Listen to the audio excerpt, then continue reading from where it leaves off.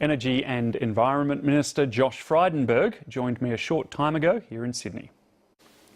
Josh Frydenberg, welcome to Lateline. Nice to be with you. I will get to the workers, but I want to start with energy security. You've said in the last few weeks that it's your #1 priority. Yes. With 22% of Victoria's capacity being taken out by the end of March, with Hazelwood closing down, surely that's got to affect the stability of the grid there.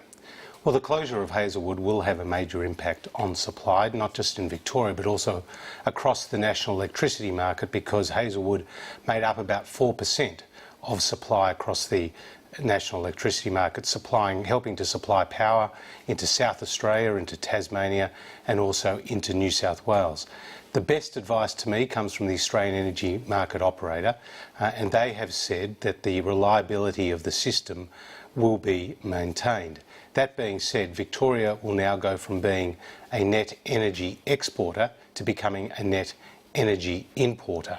And at times of peak demand, for example, in the January-February period in 2018 after the closure, in the hot summer months where there will be increased peak demand, very close attention will need to be taken to ensure that there is the stability and security of supply, and this could include additional measures, not just market-based measures, but additional measures from AEMO in order to elicit sufficient generation. You've quoted AEMO saying that the stability will be maintained, but what AEMO has described as non-credible events have actually occurred 5 times in the last 15 years. So is their definition of reliable out of step with everyday Australians? Look, I don't think so. They are very conscious of these so-called non-credible events, which could mean transmission outages, extreme weather events like we saw in South Australia, which ultimately led to the failure of the interconnector from Victoria into South Australia. But are those sorts of events the sorts of things that we have to expect in this period of transition to a renewable economy? We have to expect that they will occur, and we have to prepare for them in the event that they do occur. And that's what AEMO's responsibility is. They have a mechanism in place where they can elicit extra generation from particular providers. Now, black coal generators in New South Wales are producing under capacity. So more of that black coal generation will make its way to Victoria. There's also hydropower in Tasmania which will make its way into Victoria, and hopefully new generation, particularly gas, which has half the emissions of coal, will also come on stream. So as you mentioned, New South Wales and Tasmania will be sending electricity in Victoria's direction. What's that going to mean for prices in those states, in the neighbouring states? Because you've been open about power prices going up for consumers in Victoria. What about neighbouring states? I think there will be a price impact in neighbouring states as well, because there won't be that cheaper form of generation, particularly brown coal, which is what Hazelwood does produce, going into those other states. And the minute you start supplying either black coal or gas or renewables, costs do go up. Now, the Victorian government has said that the cost for Victorians will go up between 4 and 8% is the expectation, which is equivalent of about $86 a year for the average household bill, about $1.65 a week. The impacts may be slightly less in other states, bearing in mind that Victoria... But it'll be around that level, do you think? Well, it could be around that, or it could be slightly less in other states. Is that fair, do you think, that New South Wales, Tasmania and potentially South Australia, that they're paying for the decision that's happening in a different state? Well, David, prices do differ in different states. In Victoria, because of all this brown coal generation, around 85% of Victoria's power today comes from the Latrobe Valley and those brown coal generators.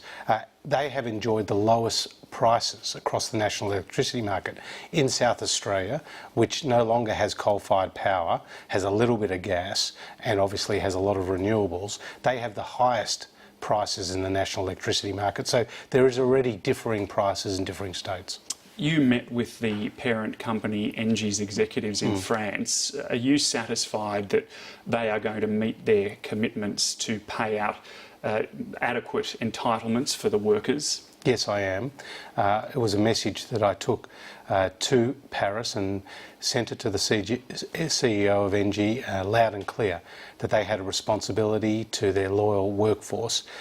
From their press release today, it's very clear that they'll meet their entitlements in full. The other responsibility that NG and Mitsui have is to ensure that their environmental obligations to the remediation of the site and the dismantling of the facility are met. I'm confident that is the case. In fact, there will be more than 200 jobs that will be provided on an ongoing basis between 2017 and 2023 as a result of those requirements. How will closing Hazelwood impact on Australia's emissions, because it has often been referred to as Australia's dirtiest power plant?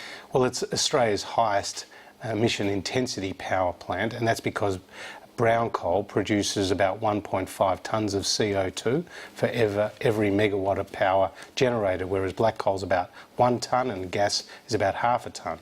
Now, it's going to lead to a net benefit of about 9 million tonnes of CO2 that will no longer be released into the atmosphere. That makes up about 4 to 5% of the electricity market's generation of CO2, and a bit less than 2% of Australia's emissions overall. So it will be helpful in meeting our targets. And that's 2% even when the other plants have to ramp up their production. That's right. So that's it's a net 2%, okay, taking into account, David, the impact that you will get from the emissions from both gas and black coal. You've been very critical in recent weeks of the states going it alone when it comes to setting their targets. What do you make of the New South Wales government today announcing that they are aiming for zero emissions by 2050? Well, that's a heroic goal, to reduce emissions to zero. It's a net, by the way, a net target of zero emissions. And what is important, though, in New South Wales is that they haven't adopted a high renewable energy target like the other states. So their target of 20% is pretty much consistent with the federal government's target of 23.5%. Now, if you go to Victoria, their renewable energy target is around 40%. In South Australia, it's 50%. In Queensland, it's 50%, remarkably, given that Queensland has less than 5% of renewable power today. And that is what I've been very critical of, is that the state should harmonise their targets with the federal government. And what has been very clear from the behaviour of the Victorian Labor government is that they have made brown coal generators like NG and Mitsui at Hazelwood feel very unwelcome. They've tripled the royalties on coal manufacturing, increasing the costs, and they've also had these very aggressive and in some cases unrealistic state-based renewable energy targets. We've seen multinationals like NG getting out of coal, building no more power plants for coal.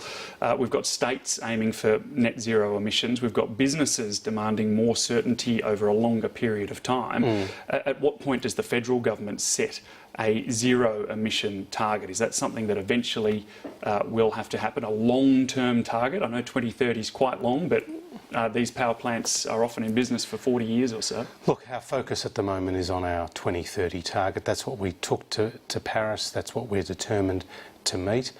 We have many ways to get there, and that's in energy efficiency, that's through the renewable energy targets, through the emissions reduction fund, it's the work of the Clean Energy Finance Corporation, it's developments in battery storage. I'm very confident that we'll get there. Just briefly, we're almost out of time, but the Paris Climate Agreement comes into force globally tomorrow. Yes. Climate Tracker points out for us to meet our 2030 target that you're confident of meeting, we'll have to cut emissions by 1.9% annually. At the moment, they're rising by 1.2% annually. Are those figures correct? Well, look at our track record. On our first Kyoto target, we successfully met it. Our second Kyoto target, which is the 2020 target, I'm told that we're on track to meet it by 78 million tonnes. To get there by 2030, there will need to be adjustments. We're doing our review next year. Could be big adjustments, but we're doing our review next year. We've got a plan, we've put it in place, it's costed, it's considered, and it will lead to a lower emissions future without compromising energy security. Josh Frydenberg, we're out of time. Thanks for your time. Nice to be with you, David.